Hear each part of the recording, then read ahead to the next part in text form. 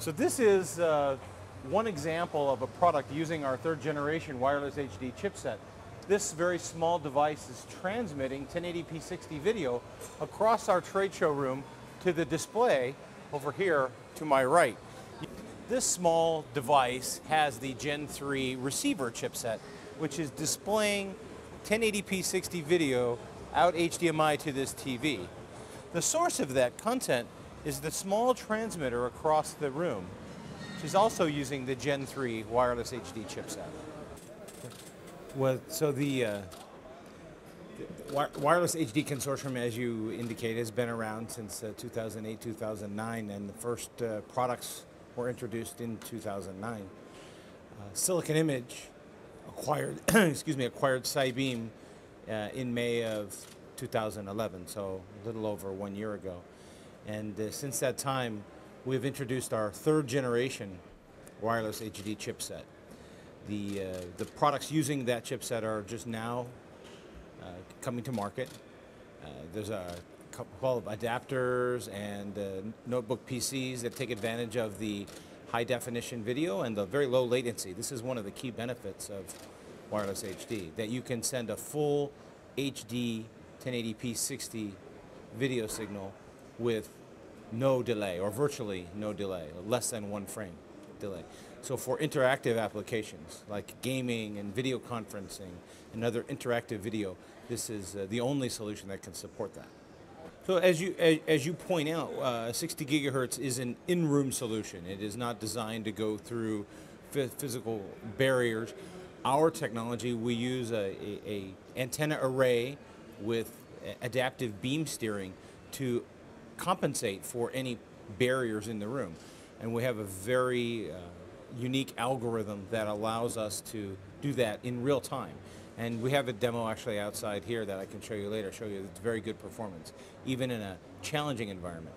One of the benefits of 60 gigahertz is that you're not competing for bandwidth with like Wi-Fi technologies, where you have one access point, whether it's 2.4 or 5 gigahertz, and every additional device coming onto the network then has to share that bandwidth. In 60 gigahertz, you actually add bandwidth. We're providing up to 4 gigabit per second data rates in the link between a transmitter and receiver. And you can have multiple links even in the same room. So each time you add a new connection, you actually add bandwidth, not share bandwidth. So the first and second generation chipsets were primarily used in line-powered consumer electronics applications. The third generation chipset is smaller, lower power, and smaller form factor.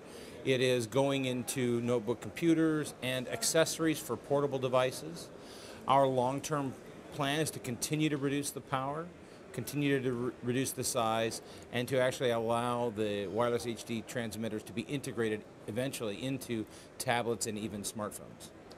So I can't talk about products that haven't been released or introduced yet, but I can tell you that the team is actively developing solutions that we believe can meet that requirement.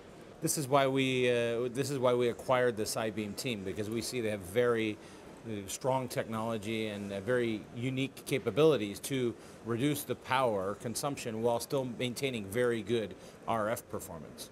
And there are a lot of techniques that we're developing to address that issue. As you indicate, to get into a smartphone, the power must be much, much less than 1 watt.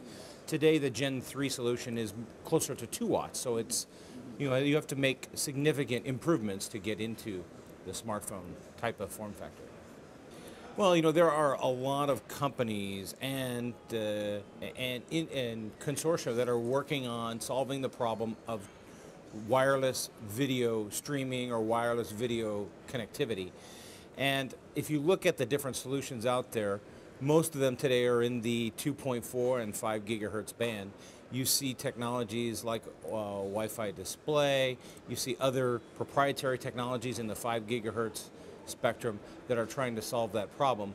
And they are able to do limited video transmission, but when you really try to use the smartphone or computer the way you would want to use it, simultaneously doing local video transmission while you're checking email or use other multitasking efforts, the solutions fall short.